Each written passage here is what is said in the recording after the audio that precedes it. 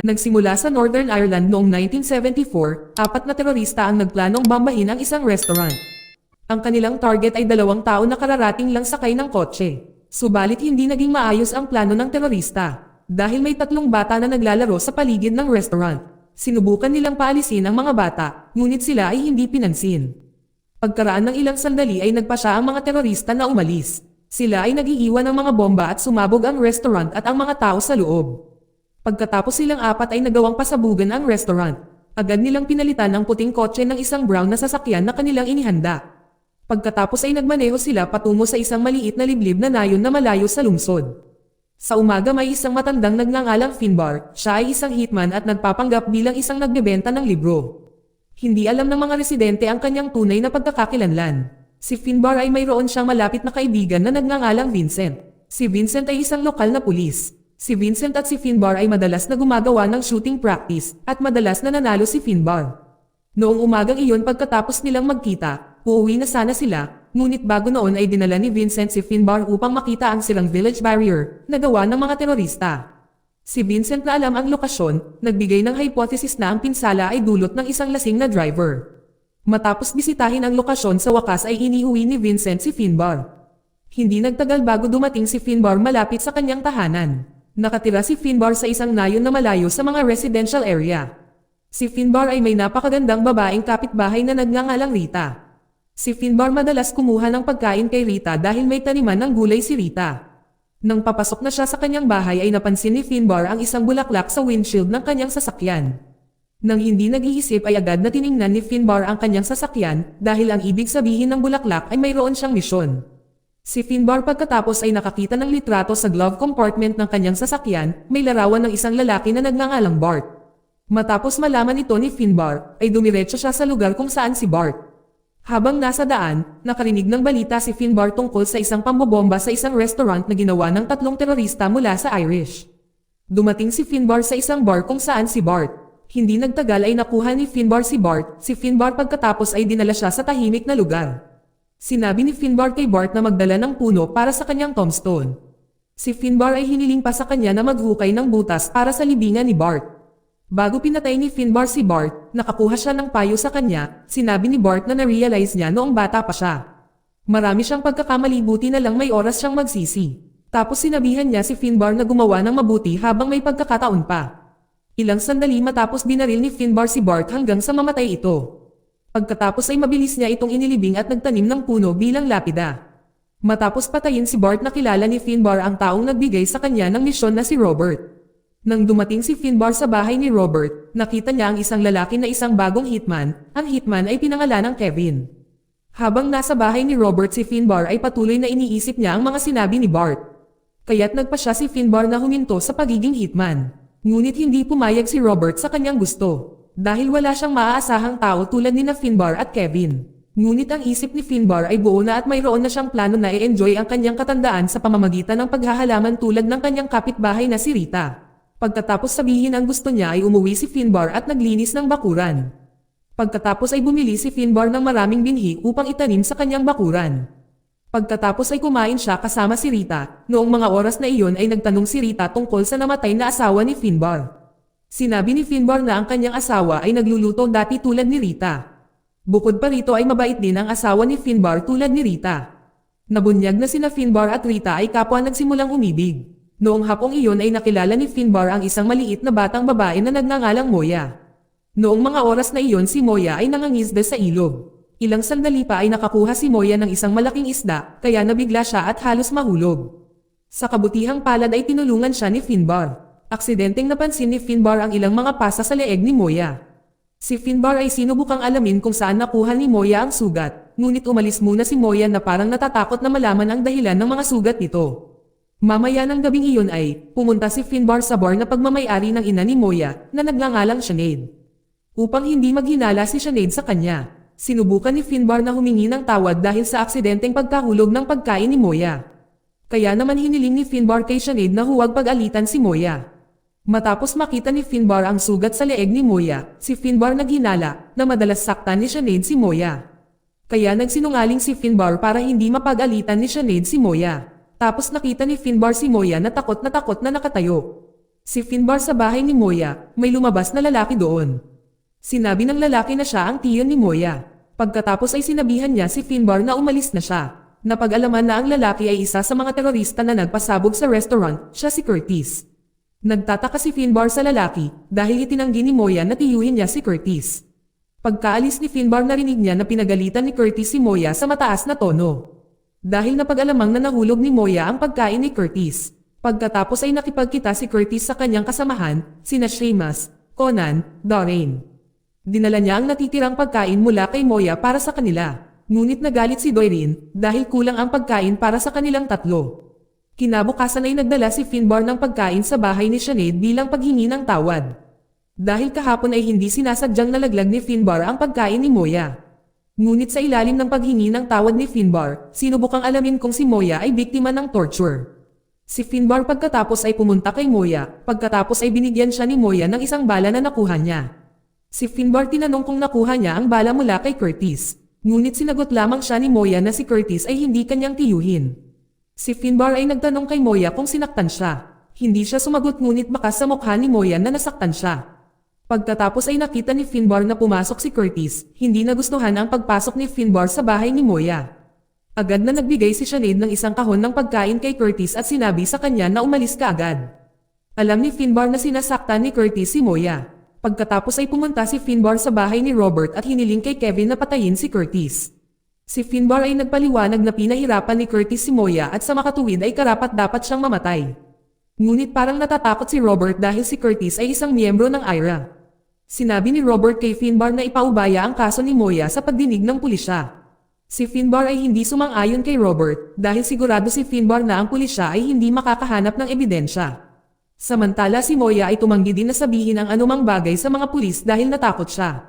Pagkatapos ay nagpa siya si Finbar na bumalik bilang isang hitman upang tapusin si Curtis. Si Finbar ay lihim na sinundan si Curtis, pagkatapos ay nagpanggap si Finbar na inalok si Curtis ng isang biyahe pauwi. Madaling tinanggap ni Curtis ang alok ni Finbar. Sa daan patungo sa intersection sinabi ni Finbar kay Curtis na kumuha ng lighter para magsindi ng sigarilyo. Noong una ay naghinala si Curtis na si Finbar ay dumaan sa maling daan upang makarating sa bahay ni Moya. Gayunpaman si Finbar ay nagawang kumbansihin si Curtis na sila ay patungo sa tamang direksyon. Sa paghinto ni Finbar at inimbitahan si Curtis para subukan ang mga armas na dala niya. Tapos biglang hinampes ni Finbar si Curtis, tapos dinala niya si Curtis sa tabing ilog, kung saan karaniwang ibinabaon ni Finbar ang mga target. Si Finbar na hindi alam na may dalang maliit na kutsilyo si Curtis ay nagawa siyang sugatan nang atakihin siya ni Curtis. Nagawang makatakas ni Curtis mula kay Finbar, buti na lang nabaril ni Finbar si Curtis sa binti, hanggang sa hindi na siya makalakad. Nang babarilan na sana ni Finbar si Curtis sa ulo, palihim na inatake ni Curtis si Finbar at halos masugatan siya. Sa mga oras na ito ay may bumaril kay Curtis hanggang sa mamatay ito. Lumalabas na ang bumaril ay si Kevin, na handang tumulong kay Finbar. Pagkatapos noon ay kinuha ni Kevin at Finbar ang bangkay ni Curtis, para ilibing sa tabi ng ilog, tulad ng iba pang target ni Finbar. Kinabukasan ay mukhang nag-aalala si Doreen, dahil ang kanyang kapatid na si Curtis ay hindi umuwi mula pa kahapon. Sa oras na iyon ay nagpa siya si Conan na umalis sa nayon. Dahil naisip niya na si Curtis ay malamang na nahuli ng mga pulis at pinatay. Kaya naramdaman ni Conan na ang nayon ay hindi ligtas para sa kanila upang magtago. Ngunit si Dorian ay hindi gustong umalis nang wala si Curtis. Kinuha ni Doreen ang baril niya para hanapin si Curtis. Doon nalaman ni Doreen na kulang ng isang bala ang kanyang baril. Pinuntahan niya si Sinead para magtanong tungkol kay Curtis. Sinabi ni Sinead na matapos niyang kumuha ng pagkain kahapon ay umalis si Curtis para mag-swimming. Nagtalo si Sinead at Doreen at napag-alaman na dating membro si Sinead ng IRA katulad nila. Ilang sandali pa ay tinawagan ni Doreen ang kanyang kaibigan at nagtanong tungkol kay Curtis. Ngunit ang kanyang kaibigan ay walang ideya kung nasaan si Curtis. Ngunit sinabi niya kay Doreen pumunta sa village, sa chief hitman na walang iba kundi si Robert. Sinabi niya ito para malaman ni Doreen ang kinaroroonan ni Curtis. Matapos makuha ang address ni Robert agad namang pinuntahan niya si Robert. Pagdating sa bahay walang pag-aalinlangan na sinabi ni Doreen na hinahanap niya si Curtis. Inaangkin ni Robert na hindi niya alam kung nasaan si Curtis. Maya-maya ay natapakan ni Doreen ang isang bala na dala ni Finbar mula kay Moya. Si Doreen sa kasinubukang ipasok ang bala sa kanyang baril at tumugma ito. Sakay tinutok ni Dorian ang baril kay Robert, naisip ni Robert na dapat alam ni Doreen kung nasaan si Curtis. Kaya kinailangan ni Robert na maging tapat at sabihin na patay na si Curtis. Gayunpaman inamin ni Robert na hindi siya ang nasa likod ng pagkamatay ni Curtis. Binaril ni Doirin si Robert, ang asawa ni Robert na nakarinig ng putok ng baril ay sumugod sa silid ni Robert. Ngunit sinabihan siya ni Doirin na umalis upang hindi niya makita ang kanyang mukha. Matapos umalis si Dowrin, si Finbar at Kevin ay dumating. Sinabi ng asawa ni Robert na kamamatay lang ni Robert. Nang marinig tinanong ni Finbar kung nakita niya ang salarin. Ngunit mariing sinabi niya na hindi niya nakita ang mukha ng pumatay kay Robert. Sinabi niya na ang pumatay ay isang babae na naghahanap ng isang lalaki na nagngangalang Curtis. Kalaunan si Finbar at si Kevin ay sinunog ang lahat ng mga dokumento tungkol sa kontrata ng pagpatay. Pagkatapos ay sinabi niya sa asawa ni Robert na tawagan ang pulis. Sa kabilang banda ay hinanap ni Doirin, Conan at Seamus ang kinaroroonan ni Finbar sa pamamagitan ng pagbisita sa isang nagbebenta ng binhi ng halaman. Hiningi ni Seamus ang address ni Finbar sa kadahilan ng siya ay pamangkin ni Finbar. Nang walang pag-aalinlangan ibinigay ng nagbebenta ng binhi ng halaman ang address ni Finbar. Pagkatapos pagkuha ng address ni Finbar si Seamus at ang kanyang dalawang kaibigan ay nagmadaling pumunta sa bahay ni Finbar. Maya-maya dumating sina Doirin, Seamus at Conan sa bahay ni Finbar. Samantalang dumating din sina Finbar at Kevin. Gayunpaman pinili nilang pumasok sa bahay sa likod na daan. Dahil alam ni Finbar na ang salarin ng pagpatay kay Robert ay dumating sa kanyang bahay. Si Finbar at Kevin ay sinusubaybayan si Doirin at ang kanyang mga kaibigan mula sa labas ng bahay. Hanggang sa umaga ay nabalisa si Doirin dahil hindi dumating si Finbar. Kaya sinira niya ang windshield ng sasakyan ni Finbar para ma-provoke na lumabas siya. Subalit si Rita na nakarinig ng kaguluhan ay lumabas ng bahay. Nakita niya si Doirin na masama ang loob. Sa kanilapitan ni Rita si Doirin at tinanong ang pakay niya at ng kanyang mga kaibigan. Si Kevin na natatakot na patayin ni Doirin si Rita, nais niya barilin si Doirin, ngunit mabilis siyang napigilan ni Finbar. Dahil kapag pumutok ang isang putok ay malalagay sa panganib ang buhay ni Rita. Nang makita si Rita na curious pa rin kung bakit nila hinahanap si Finbar. Si Doirin agad na sinuntok si Rita hanggang sa nawalan siya ng malay. Inis na inis si Finbar, ngunit wala siyang magawa. Ilang saglit ay nagpasya si Doirin, Conan at Seamus na umalis. Samantala nilapitan ni Kevin at Finbar si Rita na hinimatay. Pareho nilang binuhat ang katawan ni Rita papasok ng bahay. Tinawag ni Finbar ang doktor para puntahan si Rita. Pagkatapos si Finbar at Kevin ay pumunta sa bahay ni Kevin para magtago sandali. Pagdating nila sa bahay ni Kevin, nakita ni Finbar ang isang nasusunog na piraso ng dyaryo. Dahil curious si Finbar sa wakas ay binili niya rin ang pahayagan para malaman ang balita tungkol sa pambobomba sa restaurant sa simula ng pelikula. Matapos bumili ng bagong pahayagan si Finbar nalaman na sina Curtis, Doirin at Seamus ang tatlong hinihinalang nagpasabog sa restaurant. Sa kasalukuyan silang tatlo ay pinaghahanap ng mga pulis. Naalala agad ni Finbar ang bahay na matatagpuan malapit sa bahay ni Moya. Hindi nagtagal ay pumunta si Finbar sa bahay. Doon ay walang nakitang tao sa bahay. Natagpuan lamang niya ang ilang mga kagamitan sa paggawa ng bomba at ilang mga granada. Si Finbar pagkatapos ay pumunta sa soccer field kung saan may laban na nagaganap. Ilang sandali matapos hanapin ni Finbar ang kinaroroonan ni Doirin. Nakita na rin ni Finbar siya mula sa malayo. Sinundan siya ni Finbar sa restaurant, ngunit nalaman ni Doirin na sinusundan siya ni Finbar. At sa wakas ay nagkaharap na sila. Niyaya siya ni Finbar na makipagkasando. Dahil pareho nilang pinatay ang mga kaibigan nila. Hindi sumang-ayon si Doirin, dahil hindi kaibigan si Curtis siya ang kanyang kapatid. Nagtanong si Doirin tungkol sa pumatay kay Curtis, inalok si Finbar na dalhin ang killer sa soccer field ng 8 p.m. Gayunpaman pinakiusapan siya ni Doirin na magkita sa bar. Pagkatapos noon ay pinuntahan ni Finbar si Kevin at sinabing papatayin niya si Doirin sa pampublikong lugar. Pagkatapos ay sinabi ni Finbar kay Kevin na umalis muna at huwag makisali sa kasong ito. Talagang tumanggi si Kevin dahil gusto niyang tulungan si Finbar. Sinabi ni Kevin na sa California hindi na kailangan na maging mabait. Dahil sa Ireland ay nagpapanggap silang mabubuting tao, tulad ng mga residente kahit na pareho silang hitman.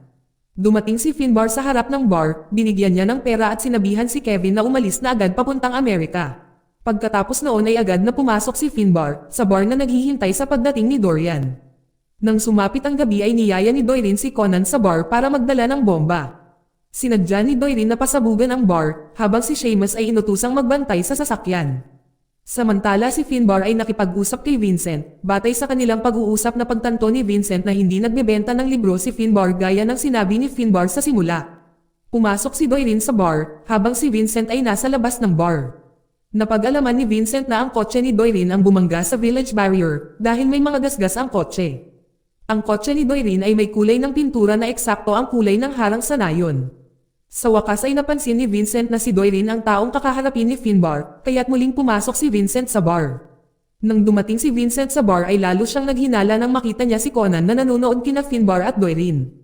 Si Vincent saka umupo sa tabi ni Conan para panoorin siya.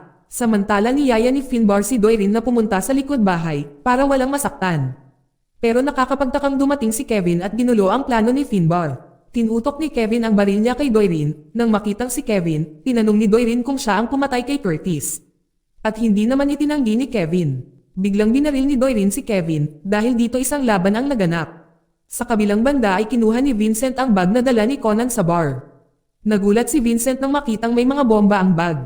Ngunit nagawa ni Seamus na ihagis ang bag sa loob ng bar. Sa loob ng bar ang sugatang si Kevin ay binaril si Doirin habang si Finbar ay nakipagbarilan kay Conan.